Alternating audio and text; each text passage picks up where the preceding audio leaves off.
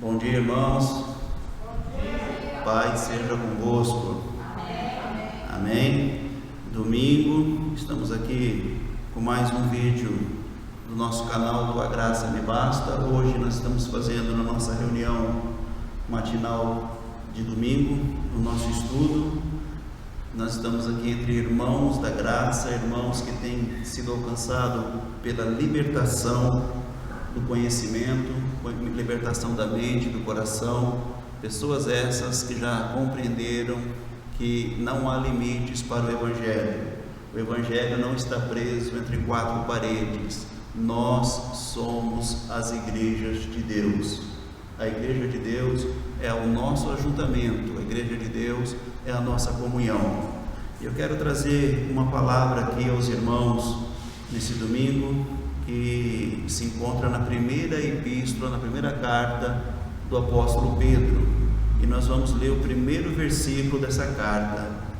Então gostaria que os irmãos abrissem a Bíblia e acompanhassem a leitura, ou se preferir, pode olhar no Data Show. Amém, igreja?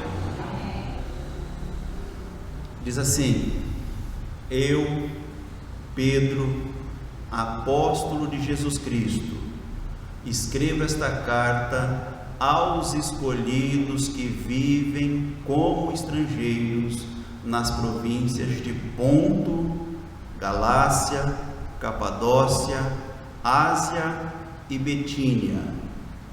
Essa carta foi escrita a quem, irmãos? Aos irmãos que eram estrangeiros nas províncias de Ponto, Galácia, Capadócia, Ásia e Bitínia. Eu quero que os irmãos atentem para o entendimento que essa carta não foi escrita para a igreja de Bauru. Essa carta não foi escrita aos irmãos do século 21. Essa carta não foi escrita para que nós tivéssemos que atuar de maneira como esses irmãos estavam atuando, porque esses irmãos viviam coisas na época dele que nós não vivemos na nossa época. Então o apóstolo Pedro, ele está mandando essa carta com um propósito, porque irmãos estão passando lá por dificuldades, estão passando por coisas que nós da igreja de hoje, a igreja contemporânea, nós não estamos passando. Então, que seja bem claro para cada um que lê essa carta, que entenda, essa carta foi escrita pelo apóstolo de Jesus Cristo, apóstolo Pedro, e ele escreveu a carta aos escolhidos que viviam como estrangeiros, tá? Nas províncias, ele cita Ponto, Galácia, Capadócia, Ásia e Bitínia. Não incluiu o Brasil, não incluiu aqui na carta o estado de São Paulo, e nem muito menos a cidade de Bauru, e nem o nosso local aqui de reunião. Amém? Amém. Que isso seja bem claro para os irmãos. O versículo seguinte, nós lemos assim: Deus, o Pai, os conhecia de antemão e os escolheu, e o Espírito os santificou para a obediência e a purificação pelo sangue de Jesus Cristo, que vocês tenham cada vez mais graça e paz. Então, o que ele está dizendo? Que essas pessoas que estavam ali distante, não estavam vivendo nos cercos de Jerusalém, porém eram escolhidas de Deus, era do povo hebreu, era do povo de Deus, tá? Que o Espírito, ele está escrevendo aqui, para que o Espírito pudesse então santificar essas pessoas para a obediência e a purificação pelo sangue de Jesus Cristo. Uma pergunta que eu faço aos irmãos: quando Pedro escreve essa carta, Jesus já havia morrido na cruz? Já havia morrido na cruz, tá? Então, quando ele morre na cruz, ele dá a possibilidade então para todos os hebreus serem purificados no sangue dele, pelo sangue dele, por aquilo que foi a obra dele, o derramamento do sangue dele, o sangue da nova e eterna aliança, onde há purificação para todos os hebreus. Amém, irmãos? Amém. Versículo 3: todo louvor seja a Deus, o Pai de nosso Senhor Jesus Cristo. Por sua grande misericórdia, Ele nos fez nascer de novo. Então, quando nós olhamos para uma carta dessa, irmãos, e tentamos entender ela literalmente, nós saímos do contexto da carta. Porque na verdade, na realidade, ninguém dos ouvintes ali havia nascido de novo fisicamente. Mas era um nascimento o quê? Espiritual.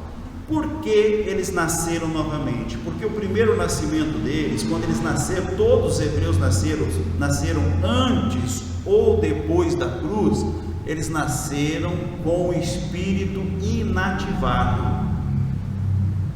Eles nasceram com o espírito morto.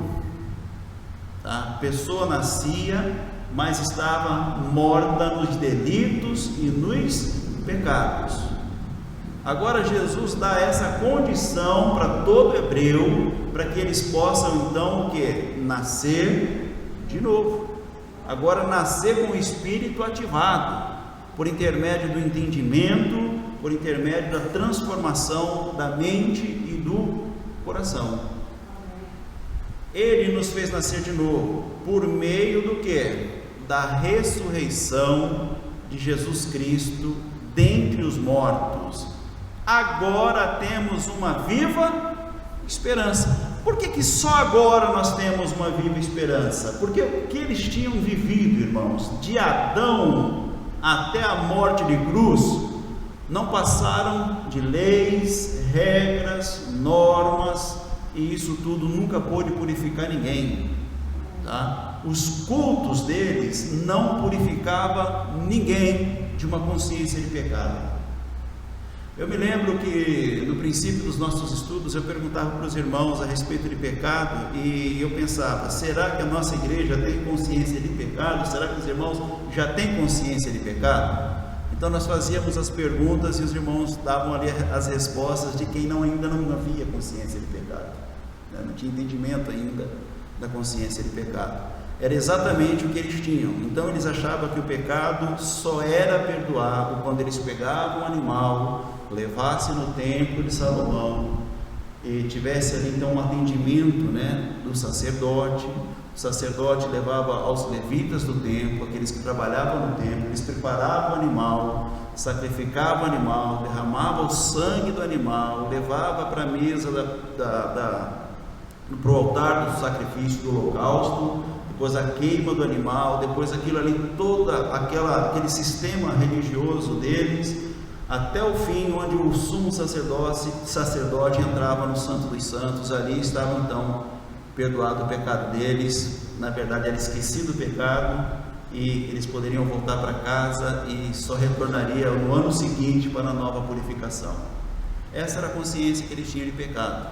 Mas quando Jesus ele se revelou, o Pedro diz a eles: agora nós temos uma viva esperança. 4. E uma herança imperecível, ou seja, que nunca mais vai acabar, não perece. Agora nós recebemos uma herança o quê? Eterna. Uma herança que perdurará para sempre. E essa herança, ela é pura e imaculada, que não muda nem se deteriora, guardada para vocês no céu. Até aqui tudo bem, igreja? Amém. Por meio da fé que vocês têm, Deus os protege com o seu poder até que recebam essa salvação, pronta para ser revelada quando? Nos últimos tempos. É aqui que o sistema cai, irmãos. É aqui que o pessoal que crê numa redenção futura, eles não conseguem então entender este versículo. Esse versículo 5 ele diz assim: olha, por meio da fé que vocês têm, Deus os protege com seu poder, Até quando? Até que vocês recebam essa salvação. Então, Jesus já havia morrido? Já tinha ressuscitado? Já. Irmão, você tem que entender que em todo o Novo Testamento, ele foi escrito, as cartas foram escritas só depois da morte de Jesus, tá? Tudo que você lê nas cartas, nas epístolas, isso ocorreu depois da morte de Jesus. Nenhuma epístola foi escrita antes da morte de Jesus. Antes da morte de Jesus, escreveu o Mateus, o Marcos, o Lucas e o João, que não é evangelho. Mateus, Marcos, Lucas e João são livros históricos, não é evangelho. Nós falamos assim, vamos ler no evangelho de Mateus, é engano. Mateus não escreveu o evangelho, Mateus narrou a história, ele trouxe ali o conhecimento da época, os atos de Jesus. Então ele narrou a história. Quem traz evangelho, irmãos? O evangelho dos circuncisos foi trazido para quem? Por quem? Pelo João, pelo Pedro, pelo Tiago e pelo Judas. Quando eu leio Pedro, isso aqui nós estamos lendo Pedro é evangelho? Pedro é evangelho. É evangelho para nós que somos gentios? Não. Pedro é evangelho exclusivo para os da circuncisão, ou seja, para os hebreus. O Pedro não escreveu para ninguém que não tenha sangue hebreu. Evangelho é boa notícia, são boas novas, isso é evangelho. É o evangelho das boas novas, a salvação das boas novas, da boa notícia. Agora a notícia é revelada em graça. O evangelho não pôde ser revelado em lei, irmãos. Enquanto o sistema de lei existia, não dava para revelar o evangelho. Só pôde ser revelado o evangelho, ele só se concretizou, ele só se efetivou quando o sistema de lei acabou. Só com a destruição do templo de Salomão, no ano 70, pelo Império de Roma, debaixo de ordens, de Nero, mas executadas primeiramente pelos generais Vespasiano e depois o general Tito, que era o filho dele, que assumiu o império. Na derrubada do templo, na destruição de Jerusalém, agora já os judeus não têm mais onde fazer os sacrifícios. Por quê? Porque agora o antigo pacto, ele chega no fim. E quando o antigo pacto chega no fim, Jesus ele tem que voltar, porque ele tinha morrido, tinha ido para o céu, ele tem que voltar e implantar então o sistema do novo pacto. E para implantar o sistema do novo pacto, agora é aquilo que se cumpre nas profecias, tanto de Jeremias, quanto também aquilo que Jesus havia dito, que Jesus agora ele vem para fazer com que as leis de Deus sejam escritas nas tábuas dos nossos corações, e que a partir da hora que ele implanta o segundo pacto, que é o pacto da graça, ele dá o Espírito dele a todo homem recebe o Espírito. Joel havia profetizado isso: nos últimos dias eu derramarei o meu Espírito sobre toda a carne. E agora Jesus vem, ele implanta o segundo pacto, o pacto eterno, tá? Ele elimina, ele acaba com o pacto antigo, que é o sistema de lei, que é o sistema de regras, que é o sistema onde as pessoas fazem para buscar a Deus. Então aquele mundo que era o primeiro pacto, ele acaba, é o fim do mundo, que a Bíblia diz em Apocalipse. Ali acaba o mundo do primeiro pacto e começa um novo mundo, irmãos. Ali é dito assim: olha, o mar já não existe. Você viu que o João profetiza? Eu vi um novo céu, uma nova terra, e os mares, o mar já não existe. Aí a pessoa fala assim: mas pastor, o mar existe. Não, irmãos, o mar significa separação entre povos, tá? Isso que é o mar, separação de continentes. Hoje existe separação de povos, irmãos?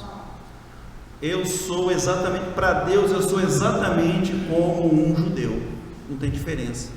O japonês é diferente de mim para Deus? Tem separação entre nós e a Europa, irmãos? Não existe mais separação, os mares já não existem, tudo é um mundo só, amém? Então nós temos que entender as revelações, as figuras de linguagem que eram usadas na época. Então aqui é dito assim: por meio da fé que vocês têm, Deus os protege com o seu poder, até quando? Até que vocês recebam essa salvação. Quando vocês recebem a salvação, vocês precisam ainda da proteção de Deus, irmãos? Não, agora não precisa mais. Por quê? Porque agora Deus, Ele não está para nós. Deus agora, Ele é em nós. Antes, o povo hebreu, ele precisava de anjo para poder ajudar eles, não precisava? De vez em quando Deus tinha que mandar um anjo para ajudar eles. E hoje existe o ministério angelical, irmão? Não. Hoje o ministério é exclusivo do Espírito Santo. Nós estamos no ministério do Espírito, tá, irmãos? Hoje o Espírito atua dentro de nós. A nossa salvação nunca esteve fora de nós. Os nossos erros nunca estiveram fora de nós. Isso sempre esteve dentro de nós. A igreja nunca foi fora de nós. Só que nós não enxergávamos isso porque nós não atentávamos para a graça.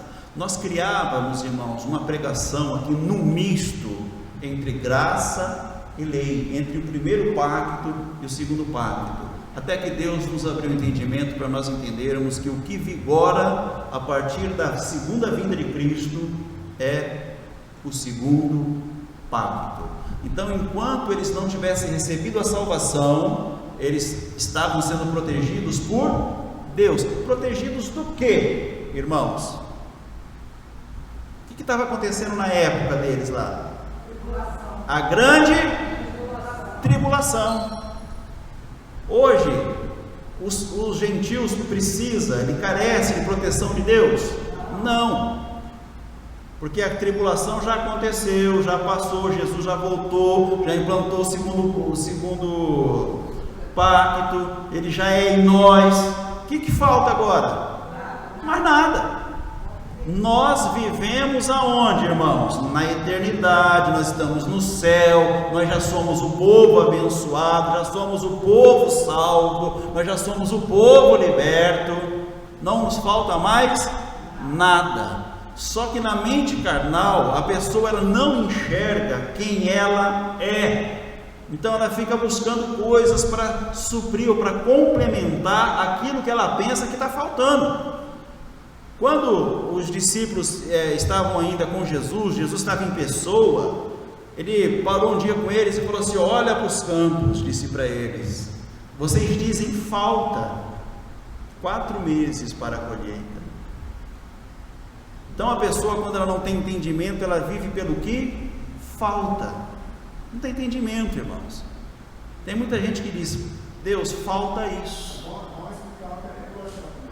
Tribulação? Amém. Então, quando você diz falta isso, você vive pelo que falta. Jesus fala assim: olha, levanta os olhos, olha novamente, levanta os olhos, olha de novo, a seara está madura, está pronto, só que vocês não colhem, porque são poucos os ceifeiros. É só colher, está tudo pronto. Amém? Vamos falar o que é a tribulação. A tribulação, irmãos, em Daniel, capítulo 9, ali é profetizado a grande tribulação. Já começa a profecia em Daniel, tá? Que era um período de 7 semanas, ou 7 anos de tribulação. E Jesus fala disso no capítulo 24 de Mateus, e o João fala depois em Apocalipse da grande tribulação. A grande tribulação é aquele período em que Deus atua com juízo sobre os homens, tá? Deus implanta o juízo dele, ele vem fazer juízo por aquilo que todos os hebreus, os judeus, haviam cometido contra a lei de Deus. Então esse juízo é um período de 7 anos, 3 anos e meio e mais 3 anos e meio. Essa é a grande tribulação. que ela provavelmente ela se iniciou ali para o ano 64, 63 do primeiro século, tá? Não é 1963, é o ano 63. Então o que acontece? Ali já há uma ação, né, da carne, que é chamada diabo, tá? Pela Bíblia, que a inveja, o sentimento de tomar o poder, de ter o poder, aquele orgulho de Roma, né, de querer tomar o poder, porque Jerusalém era uma ameaça para o Império Romano. Os ditos, né, cristãos ou os judeus, eles ameaçavam Roma, porque eles não entravam na linha, irmãos. Aquilo que Roma queria que eles fizessem, eles não faziam. Então, tomado desse sentimento de possuir, de invadir, de pegar, de arrebatar, o que acontece? Eles então armam uma estratégia com um grande exército, um exército de, não estou lembrado agora a quantidade, mas se não me engano é 14 mil soldados, para a época é muita coisa. O Nero ordena o general Vespasiano para cercar Jerusalém. Isso no ano 63, aproximadamente, ali, ano 63, 64, da primeira era, tá, irmão? Do primeiro século. Se você olhar para os livros de história, Flávio Joséfo, se você ler esses homens, eles vão narrar isso aí, porque eles viveram aquilo ali e eles escreveram. Eles estavam lá, eles participaram como testemunhas oculares. E havia uma profecia então, que nos últimos dias, antes do mundo acabar, Jerusalém seria sitiada, cercada. Mas havia, como Pedro está dizendo aqui, irmãos que eram da linhagem de Abraão, pessoas que eram hebreias, né, dos hebreus, que não viviam em Jerusalém. Eles viviam ao redor de Jerusalém.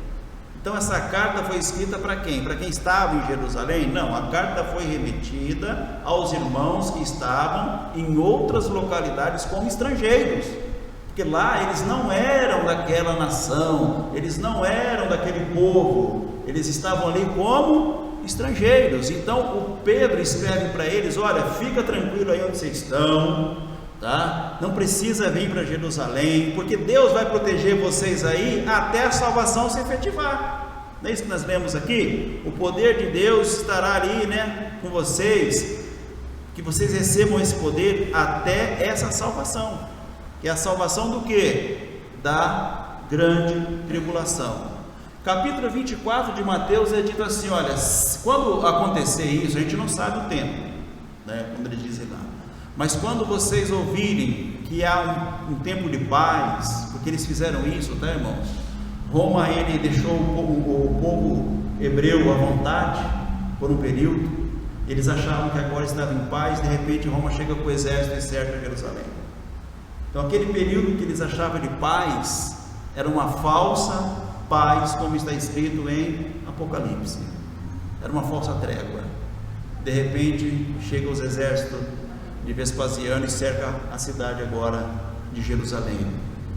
E Jesus diz assim: olha, quando isso acontecer, quem estiver no monte, está fora da cidade, não volta para a cidade. Dá um conselho para a pessoa: não volte, fuja para mais longe ainda, porque o negócio vai ser feio. Pensa uma cidade sitiada, cercada. Os muros de Jerusalém era a fortaleza da cidade, era o que eles tinham ali de proteção, eram os muros. E eles, tudo bem, cercou o exército, eles vêm e fecham o portão, o exército não entra, mas quem está dentro também não sai. E quem está fora lá, o pai de família que estava fora lá no campo, capinando, fazendo, cuidando da roça, da fazenda lá, ele também agora não entra. E os filhos que ficavam em casa com a esposa, ou não, a esposa poderia estar ajudando ele também, os filhos ficarem em casa sozinhos, eles conseguem sair para ser protegido pelo pai e pela mãe? Não. Aí Jesus fala assim: olha, orem para que isso não aconteça no inverno, porque pensa esse povo lá no campo no inverno, ia morrer tudo de frio. Orem para que não aconteça no sábado. Ele não fala isso? Porque no sábado eles poderiam fazer alguma coisa, para algum trabalho para se proteger, segundo a lei? Não. Ele fala, ai das mães, né, que estão amamentando nesse período. Por quê? Porque como que a mãe vai se virar agora com um filhinho, um nenenzinho de colo agora? Sendo que um exército sitiou a cidade. Ninguém entra e ninguém sai. Então começa ali a tribulação de quem, irmãos? De toda a humanidade? Não, a tribulação é para o povo que está sendo julgado por Deus. É o julgamento de Deus em cima daquele povo.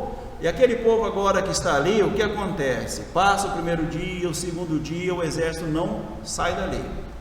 E agora eles veem o exército trabalhando, indo para os bosques, cortando árvores, troncos de árvores, e após a porta dos muros de Jerusalém, eles começam a fazer uma grande trincheira com os troncos das árvores. Daqui a pouco eles começam a observar que vem chegando aquelas bigas gigantescas de Roma. E eles conseguem atirar pedras de quase 40 quilos contra os muros de Jerusalém. E vai passando o tempo, e as pessoas lá de dentro começam a entrar em desespero, irmãos, porque não saem, e quem está fora não entra. E eles esperam, talvez, uma provisão de Deus, desesperadamente orando, pedindo a Deus, e nada acontece, porque está acontecendo exatamente conforme Deus havia falado. O alimento vai acabando, vai se tornando escasso, eu já não tenho mais o que comer, e o exército está lá fora, eu não posso sair para buscar no campo. A água vai acabando.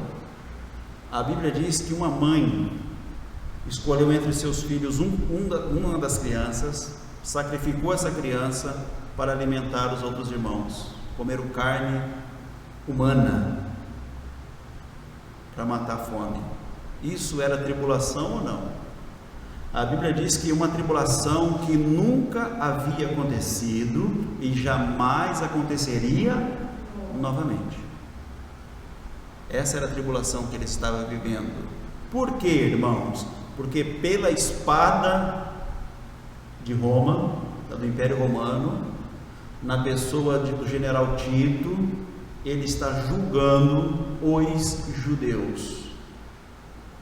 E pela força judaica daquela família de judeus, ele está julgando também os romanos. Então cada morte que acontecia ali era o julgamento de Deus sobre aquela pessoa. Entendeu? Isso era a tribulação do Apocalipse, e isso era a tribulação que havia sido predita desde Daniel, passou pelos livros históricos de Mateus, Marcos, Lucas e João, e os também demais apóstolos, tanto os da circuncisão, que era o João, o Pedro, o Tiago e o Judas, quanto o apóstolo da incircuncisão, que é o apóstolo Paulo, falaram a respeito dessa grande tribulação. Então você está vivendo a grande tribulação? Então essa palavra serve para você? Não serve. Mas está escrito, é registrado para conhecimento histórico, para nós basearmos a nossa fé no conhecimento histórico e nos dedicarmos então ao entendimento trazido, revelado em graça pelo apóstolo Paulo.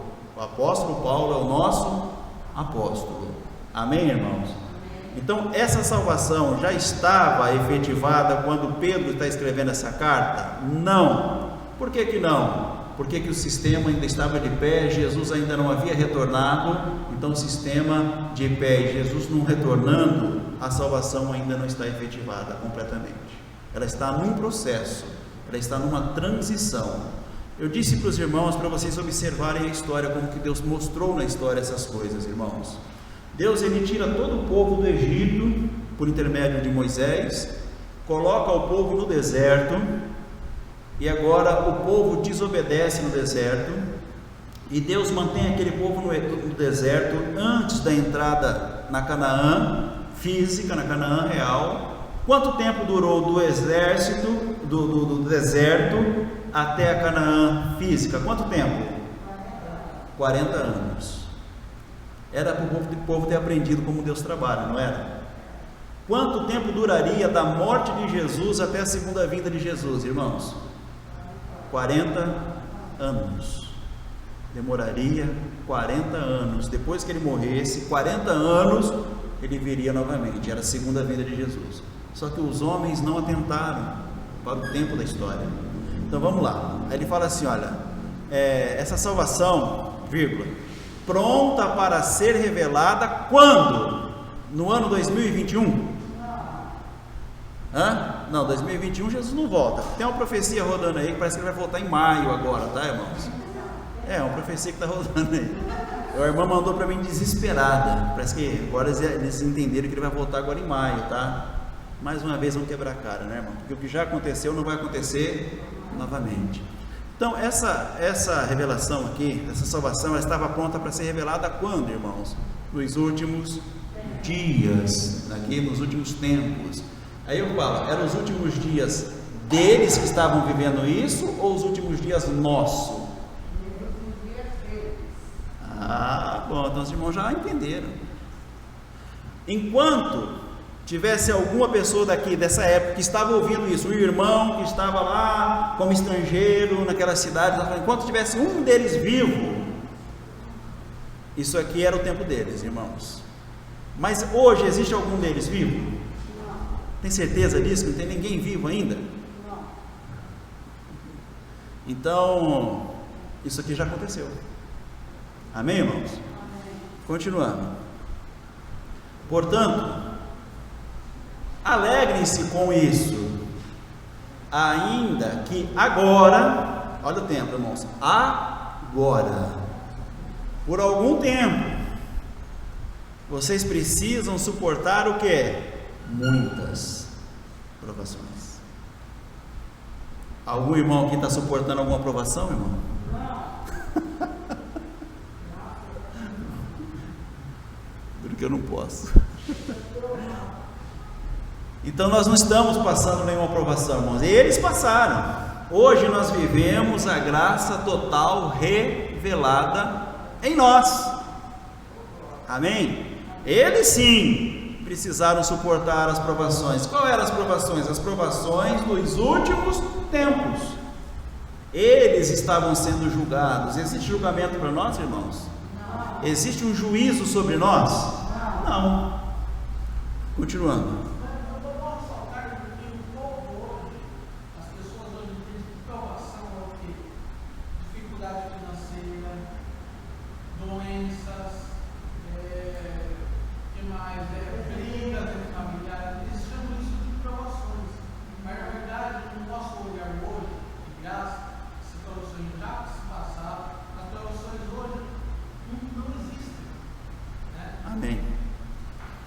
Amém. Hoje, irmãos, nós temos consciência de pecado. Eu comecei a falar e não terminei. Por que nós temos consciência de pecado? Porque o pecado, ele foi vencido onde? Na cruz. Jesus morreu. Quando ele morreu, o que ele fez com o pecado? Ele matou o pecado, ele acabou com o pecado. E se eu creio em Jesus e ele acabou com o pecado, como vários escritores da Bíblia disse, em várias partes da Bíblia você vai ler que Jesus venceu o pecado na cruz. Existe pecado até hoje para ser vencido? Então a obra de Jesus não valeu nada? Existe ou não existe pecado? Não, hoje não existe pecado. O que é o pecado, irmãos? Vamos explicar isso aqui direitinho. Pecado é a transgressão da lei. Isso é pecado. Você jogar futebol é pecado? Não, pastor. Mas a igreja às vezes fala que é pecado, não é? Você ir em algum lugar é pecado? Você visitar alguém é pecado? Você tomar uma cerveja no final de semana aí é pecado? Não, não é pecado. Não é pecado isso. O pecado era transgredir a lei. E Jesus fez o que com a lei? Ele não aboliu a lei, ele não eliminou a lei, não acabou com a lei. Quando ele acaba com a lei, o pecado ainda continua, ainda existe, sendo que não tem mais lei? Eu vou mais além, irmão. Nem que você queira pecar, hoje você consegue. Nem que você quisesse, falando, hoje eu vou levantar, estou com um pensamento aqui porque eu quero pecar. Aí qual lei você vai desobedecer? então você não vai conseguir pecar. Se não tem lei para transgredir, não existe mais o que? Pecado. Mas o que existe então? Como os irmãos perguntaram quando eu estava ensinando os irmãos, o que existe então, pastor? O que é essa maldade das pessoas? Obras da carne. Isso é, um ser que é 100% espiritual não ouve o espírito, ele ouve a carne. Então ele inveja, e por ele invejar ele vai lá e prejudica o outro, né? Ele deseja, e por ele desejar ele vai lá e toma do outro, ainda que seja força, ou quando a pessoa não está vendo, ele vai lá e pega para ele. Isso é obra do pecado? Não, isso é obra da carne. Deus fala, mas ele não está entendendo o falar de Deus, porque ele não vive no Espírito, quem ele é, ele vive na carne, então não ouve Deus, então não entende Deus, tá? Mas como profetizou Isaías, ou Jeremias, e até o próprio apóstolo Paulo disse isso na carta aos Romanos, na carta aos Hebreus, né? Ele fala que Deus agora, ele implanta o Espírito dele em nossos corações, em nossa mente, irmãos, e nós não precisamos mais que ninguém nos ensina. Você não precisa mais que ninguém te ensina, porque Deus está em você. Antes as pessoas precisavam ser ensinadas porque Deus não estava neles. Deus era para eles, mas não habitava neles. Hoje nós somos deuses, irmãos, na face dessa terra. Nós somos Deus na face dessa terra. Um ajuntamento desse, um encontro desse, é Deus revelando o teu ser, a tua natureza. É você sendo dele, né? Revelando ele aos demais irmãos, para que os irmãos tenham consciência que o futuro dessa pessoa, o destino dela é o retorno para casa, para Deus. Então nós viemos dele, é a nossa origem, somos de Deus, essa é a nossa origem. A semente de Deus está plantada em nós. Se nós não tivéssemos a semente de Deus em nós, nós poderíamos ser salvos em alguma parte da história, irmãos, em alguma época do mundo o homem poderia ser salvo? Não poderia, nem que ele quisesse, nem que ele falasse assim: agora eu vou construir uma cabana, a mãe, o pai e a mãe, um casal, vamos construir uma cabana, nós vamos ter o nosso filho nessa cabana, nosso filho não vai sair daqui do meio do mato, vai viver a vida dele inteira aqui para ele não pecar, né?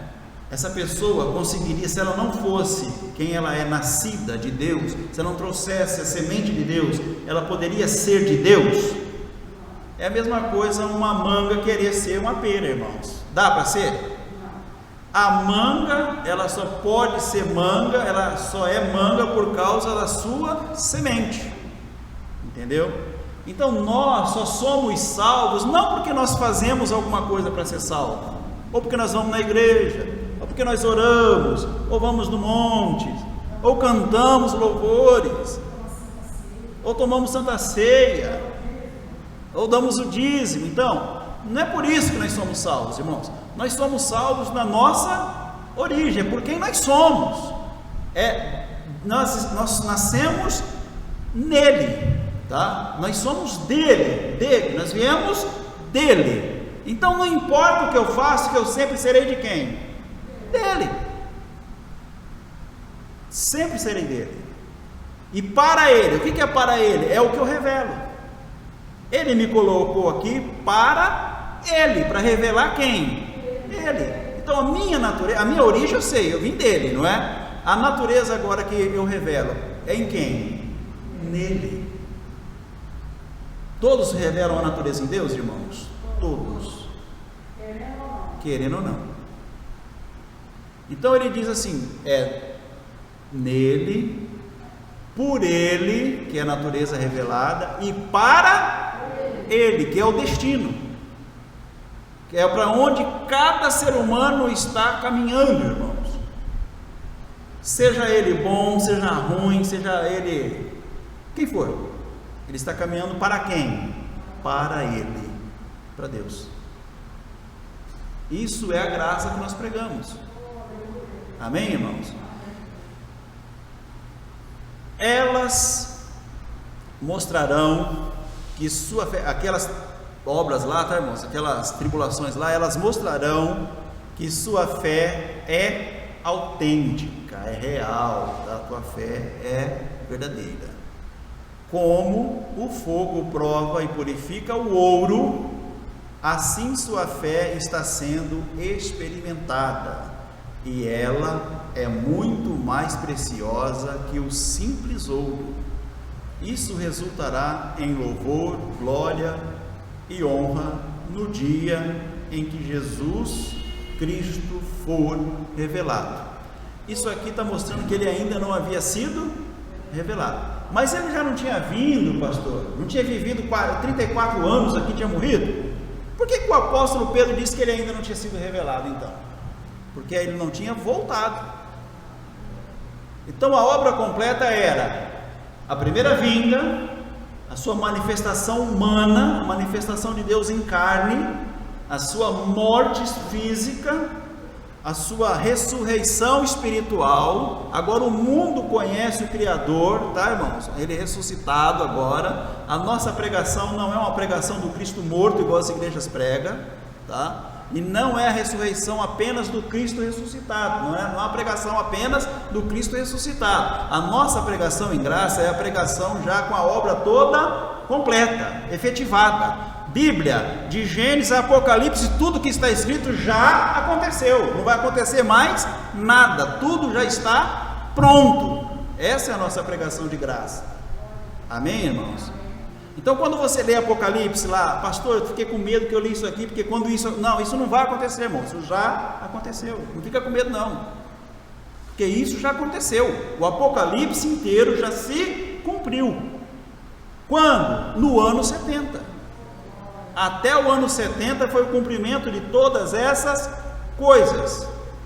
Isso está sendo mostrado para nós na Bíblia, irmãos. O Pedro, ele pôde escrever além do ano 70? Não.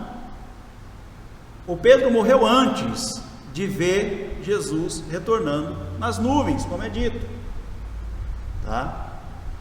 Essa volta seria física, irmãos. E por que ele viria nas nuvens? Não fisicamente, porque vir nas nuvens para os judeus é assumir a autoridade, tá? Quem está nas nuvens está acima de toda autoridade, está acima dos principados, das potestades, de toda autoridade. Então o império de Roma, que era temido por eles, cairia, tá? Seria destruído. O sol se converteria em trevas, que era o Nero, né? A lua, que eram os governados por ele, em sangue, seriam mortos a fio de espada. Por quem? Pelos judeus que estavam na época ali. Muitos das luas ali caíram em sangue. O sangue da lua foi visto aonde? Na cidade de Jerusalém, aos redores da cidade, naquela batalha do ano 70, que dizem que foi uma das maiores batalhas de toda a existência, irmãos. Foi uma carnificina, era sangue, podridão para todo lado que acontecia ali. Pensa um povo, agora que eu comecei a dizer história e não terminei, um povo com fome, cercado, de repente eles mesmos abrem os portões e eles avançam contra o exército, porque eles precisavam comer, eles precisavam tratar dos filhos, tá? Eles mesmos vão à luta. Aí um pai enfurecido ali, ele mata 2 ou 3 e morre. É sangue para todo lado. Mas o império de Roma está derramando sangue. A lua está se convertendo em sangue, está ficando vermelha, irmãos, como diz em Apocalipse, tá? As estrelas não dará mais a sua luz, cairão do firmamento. Quem que é? Os exércitos. Nunca se levantou mais um exército contra o povo de Deus, porque as estrelas caíram. Então Jesus vem nas nuvens. Depois de que tudo isso acontece, Jesus vem nas nuvens. Agora a autoridade de Jesus, ela é implantada nesse novo pacto sobre todas as vidas humanas. Ele ainda continua nas nuvens. Talvez você não viu quando ele voltou lá, mas você pode ver hoje que ele ainda está nas nuvens. Então gerou-se um novo céu, uma nova terra, que é um novo sistema, é um novo pacto. Você entende agora o que é o Apocalipse, irmãos? Você entende a revelação do Apocalipse agora? A Jerusalém celestial, ela faz o quê? Ela vai daqui para o céu? Então ela faz o quê? Ela desce do céu. Não desceu do céu na pessoa de Jesus Cristo? Desceu. Agora Jesus habita, Jerusalém eterna habita dentro de cada um de nós. Onde está a Jerusalém de Deus? Aqui, ó. Eu sou a Jerusalém de Deus. Amém, irmãos? Eu sou a cidade santa. Eu sou a cidade imaculada, sem mancha, sem ruga, sem pecado. Aqui não entra, né, irmãos, o pecado, porque não tem pecado para entrar. Entendeu? Vocês entendem que é o Apocalipse em graça, irmãos? Que é a revelação em graça? Amém? Elas mostrarão, então, não sei se eu já li todo o versículo, mas vamos tentar de novo. Elas mostrarão que sua fé é autêntica, como o fogo prova e purifica o ouro, assim sua fé está sendo experimentada, e ela é muito mais preciosa que o simples ouro. Isso resultará em louvor, glória, honra no dia em que Jesus Cristo for revelado. Então isso se concretizará na segunda volta, na segunda vinda de Cristo. Embora nunca o tenham visto, essas pessoas aqui nunca viram Cristo, tá, irmãos? Eles nunca o tenham visto, vocês o amam, ainda que não o vejam agora, creem nele e se regozijam com alegria inexprimível e gloriosa, pois estão alcançando o alvo de sua fé. O que? A sua salvação. Amém, irmãos? Até aqui.